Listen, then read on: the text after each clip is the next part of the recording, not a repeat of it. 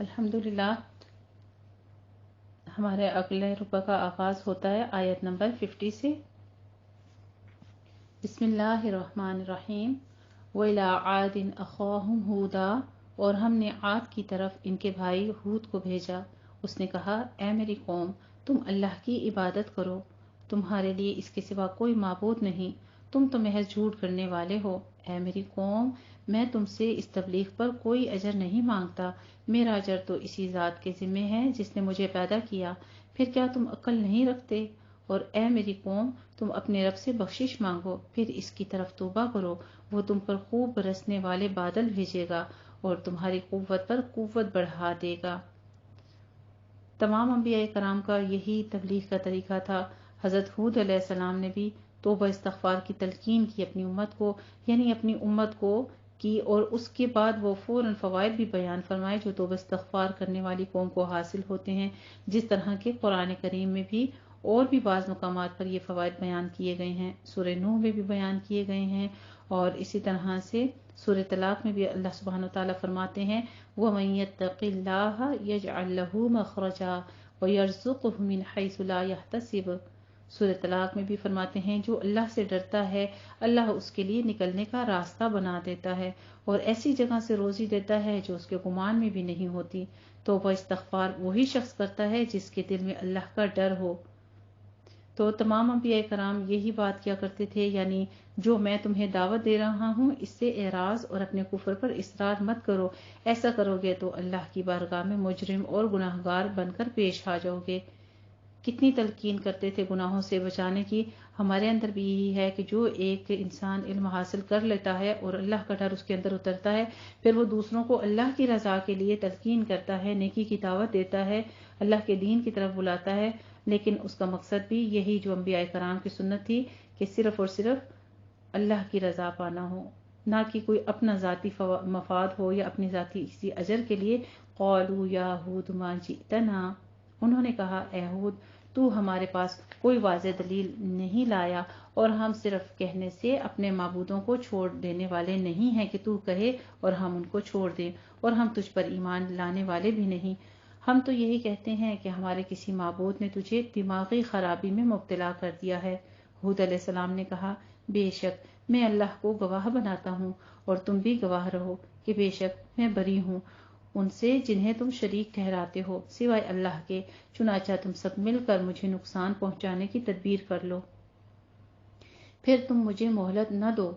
بے شک میں نے اللہ پر بھروسہ کیا، انی توکلت علی اللہ ربی وربکم، بے شک میں نے اللہ پر بھروسہ کیا جو میرا رب ہے اور تمہارا رب ہے۔ زمین پر چلنے پھرنے والا کوئی جاندار ایسا نہیں ہے جس نے اسے اس کی پیشانی سے نہ پکڑ رکھا ہو، بے شک میرا رب صراط مستقیم پر ہے۔ الحمدللہ پھر وہی ہمارا سورۃ الفاتحہ کے ساتھ ربط ہوا جاتا ہے، ان ربی علی صراط مستقیم ایاک نعبد و ایاک نستعین اہدنا الصراط المستقیم، اور وہ راستہ کیا ہے جو کہ انعام یافتہ لوگوں کے راستے کے بارے میں ذکر ہو چکا ہے، بے شک میرا رب صراط مستقیم پر ہے۔ پھر اگر تم حق سے منہ موڑو گے تو میں نے وہ پیغام تمہیں پہنچا دیا ہے جس کے ساتھ مجھے تمہاری طرف بھیجا گیا تھا، اور میرا رب تمہارے سوا ایک اور قوم کو تمہارا جانشین بنا دے گا اور تم اسے کچھ بھی نقصان نہیں پہنچا سکو گے، بے شک میرا رب ہر چیز پر نگہبان ہے۔ وَلَمَّا جَاءَ أَمْرُنَا نَجَّيْنَا هُودًا، اور جب ہمارا حکم عذاب آ گیا تو ہم نے ہود اور اس کے ساتھ ایمان لانے والوں کو اپنی رحمت سے نجات دی اور ہم نے انہیں شدید عذاب سے نجات دی۔ وَتِلْكَ عَادٌ جَحَدُوا بِآيَاتِ رَبِّهِمْ، اور دیکھو یہ عاد ہے، انہوں نے اپنے رب کی آیتوں کا انکار کیا تھا اور اللہ کے رسولوں کی نافرمانی کی۔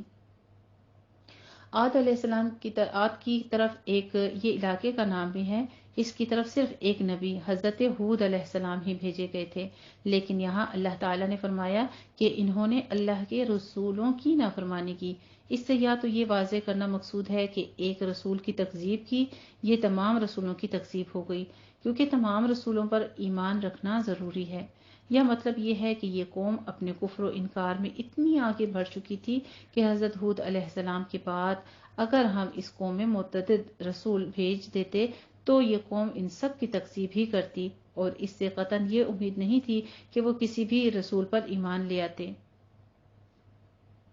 اللہ سبحانہ و تعالیٰ فرماتے ہیں کہ نافرمانی جن لوگوں نے کی تھی ہود علیہ السلام کی قوم میں سے، اور ہر سرکش اور حق سے اناد رکھنے والے کے لیے یہی حکم کی پیروی ہے، اور اس دنیا میں لعنت ان کے پیچھے لگا دی گئی اور روز قیامت کو بھی لگے رہے گی۔ آگاہ رہو، بے شک قوم عاد نے اپنے رب کا انکار کیا، خبردار، دوری ہے، بعدن، لعنت ہے ہود علیہ السلام کی قوم عاد کے لیے۔ اور ہم نے سمود کی طرف ان کے بھائی صالح علیہ السلام کو بھیجا، اس نے کہا اے میری قوم، تم اللہ کی عبادت کرو، اس کے سوا تمہارا کوئی معبود نہیں، اسی نے تمہیں زمین میں پیدا کیا اور اسی نے تمہیں اس میں آباد کیا، چنانچہ تم اس سے بخشش مانگو، پھر اسی کی طرف توبہ کرو، بے شک میرا رب بہت قریب ہے، ان ربی قریب مجیب، دعائیں قبول کرنے والا ہے۔ انہوں نے کہا اے صالح، تحقیق تو اس سے پہلے ہم میں امیدوں کا مرکز تھا، کیا تم ہمیں اس بات کی امید سے روکتا ہے کہ ہم ان کی عبادت کریں جن کی ہمارے باپ دادا نے عبادت کی اور وہ کرتے رہے تھے، اور بلا شبہ جس چیز توحید کی طرف تو ہمیں بلاتا ہے ہم اس کے متعلق ایسے شک میں ہیں جو اضطراب میں ڈالنے والا ہے۔ صالح علیہ السلام نے کہا اے میری قوم، بھلا بتاؤ تو، اگر میں اپنے رب کی طرف سے واضح دلیل پر ہوں اور اس نے مجھے اپنی طرف سے رحمت نبوت دی ہو، پھر اگر میں اس کی نافرمانی کروں تو اللہ کے عذاب سے میری مدد کون کرے گا؟ تم تو میرا نقصان ہی بڑھا رہے ہو۔ نافرمانی سے مراد یہاں پر یہ بھی ہے کہ اگر میں تمہیں حق کی طرف اور الہ واحد کی عبادت کی طرف بلانا چھوڑ دوں جیسا کہ تم چاہ رہے ہو، یعنی اگر میں ایسا کروں تو تم مجھے کوئی فائدہ نہیں پہنچا سکتے، البتہ اس طرح تم میرے نقصان و خسارے میں بھی اضافہ کرو گے۔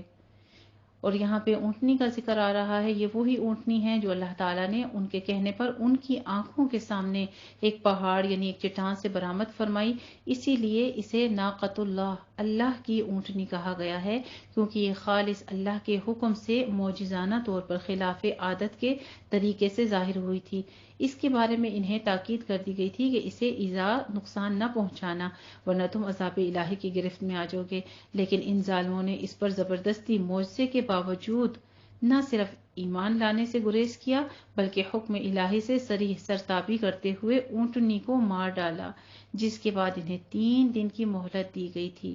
کہ 3 دن کے بعد تمہیں عذاب کے ذریعے ہلاک کر دیا جائے گا، اور اس سے مراد وہی عذاب ہے جو وعدے کے مطابق چوتھے دن آیا اور حضرت صالح علیہ السلام اور ان پر ایمان لانے والوں کے سوا سب کو ہلاک کر دیا۔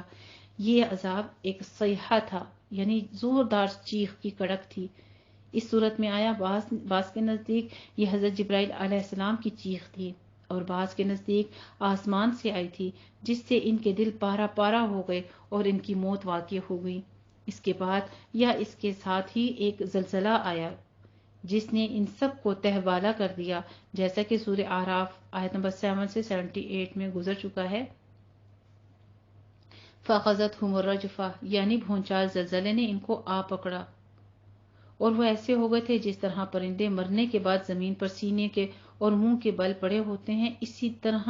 یہ موت سے ہمکنارہ ہو کر منہ کے بل گرے تھے۔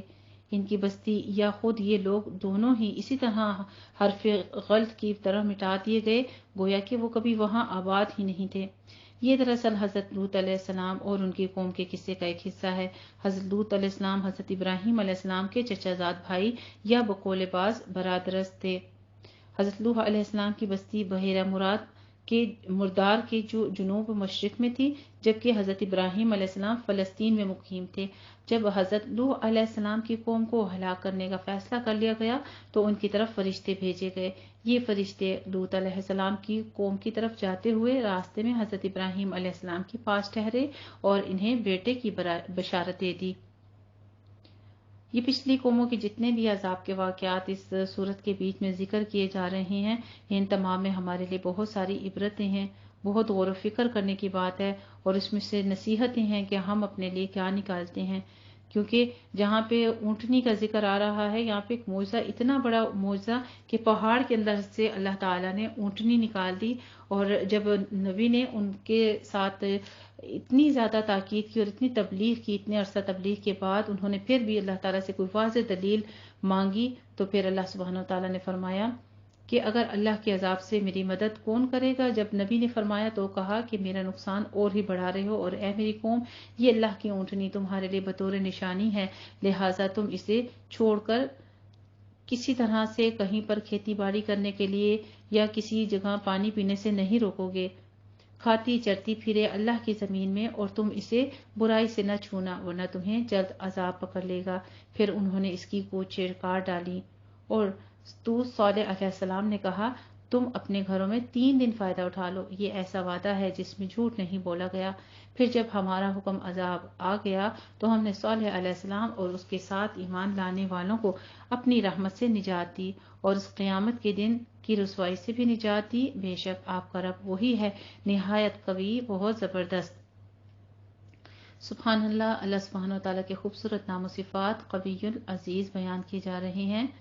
اور جن لوگوں نے ظلم کیا انہیں زبردست چیخ نے آ پکڑا، پھر وہ اپنے گھروں میں اوندھے پڑے رہ گئے جیسے کبھی ان میں بسے ہی نہ تھے۔ آگاہ رہو،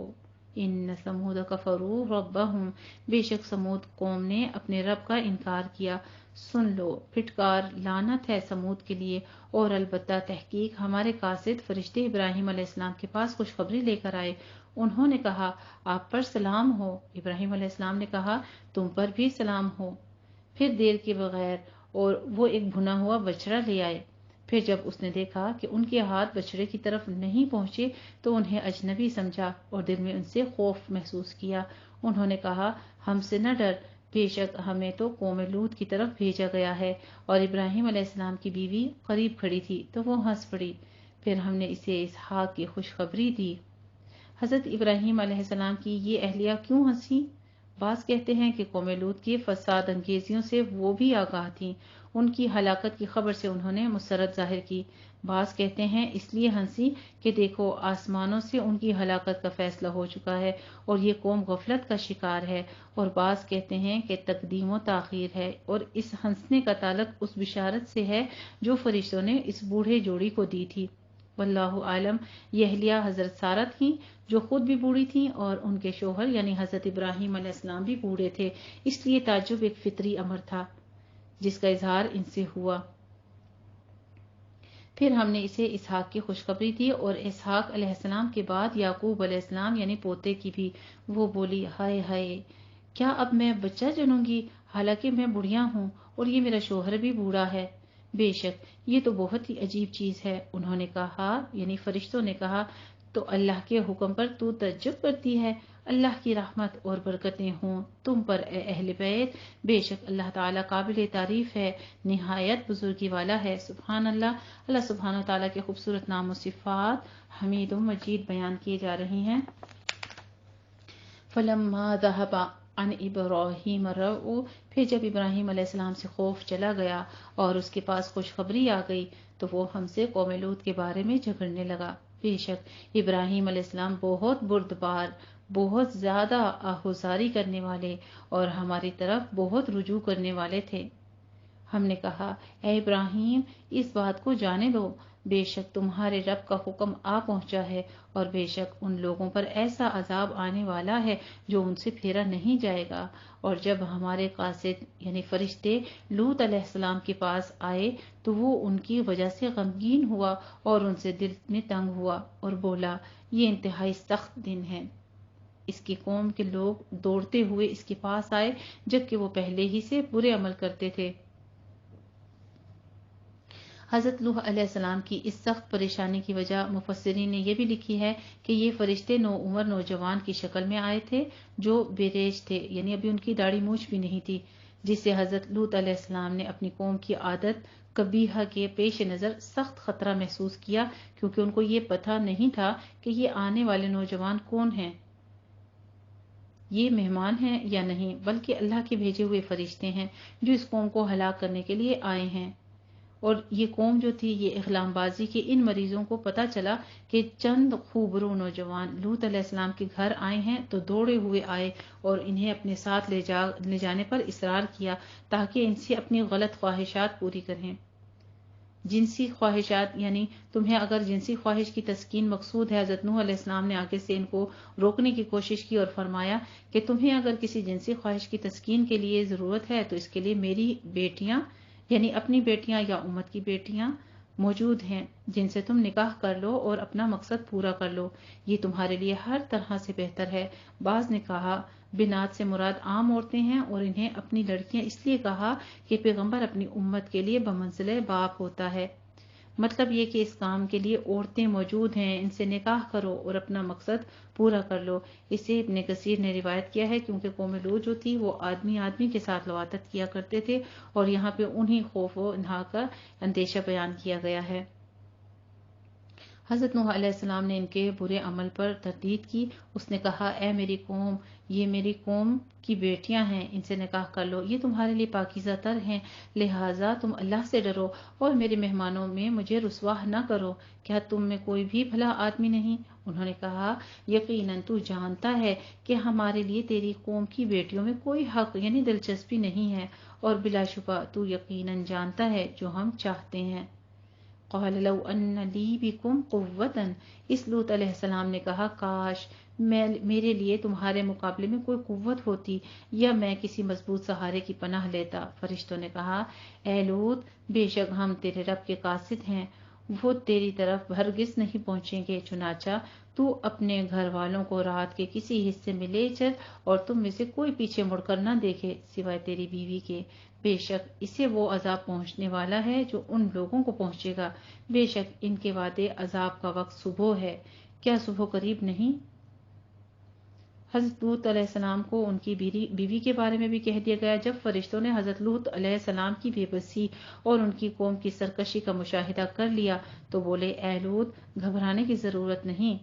ہم تک تو کیا اب یہ تجھ تک بھی نہیں پہنچ سکتے، اب رات کے ایک حصے میں سوائے بیوی کے اپنے گھر والوں کو لے کر یہاں سے نکل جا، صبح ہوتے ہی اس بستی کو ہلاک کر دیا جائے گا۔ الظالمین سے یہاں پر مراد جو ہے قوم لوط ہے کہ یہ نشان زدہ پتھر ان ظالموں سے دور نہیں ہیں جو ان کے اوپر برسائے گئے تھے اور جس کے ساتھ یہ قوم تباہ ہوئی تھی، گزشتہ تمام قوموں کی طرح یہ بھی اللہ تعالیٰ کے عذاب کا شکار ہوئی تھی، اور اللہ تعالیٰ کی طرف سے ایسا عذاب آیا کہ یہ سب جو تھے یہ ختم ہو کر رہ گئے۔ فلما جاء امرنا، پھر جب ہمارا حکم یعنی عذاب آ گیا تو ہم نے اس بستی کے اوپر والے حصے کو نیچے والے حصے کر دیا، یعنی نیچے سے اٹھا کر آسمان تک لے جا کے پٹک کے واپس پھینک دیا، یہ سب نیچے غرق ہو گئے تھے، اور ان پر کنکرے کے پتھر تہ بتہ برسائے جو تمہارے رب کے ہاں سے نشان زدہ تھے، اور وہ پتھر یا سزا بستی ان ظالموں قریش مکہ سے دور نہیں، اور ہم نے مدین والوں کی طرف ان کے بھائی شعیب کو بھیجا۔ اس نے کہا اے میری قوم، تم اللہ کی عبادت کرو، اس کے سوا تمہارا کوئی معبود نہیں، اور تم ناپ تول میں کمی نہ کرو۔ آگے حضرت شعیب علیہ السلام کا واقعہ درج ذیل ہے۔ یہاں تک ہمارا پارہ جو ہے نصف مکمل ہوتا ہے آیت نمبر 83 پر۔ انشاءاللہ تعالی اگلا ربع پھر ہم آغاز کرتے ہیں۔ جزاک اللہ احسن الجزا۔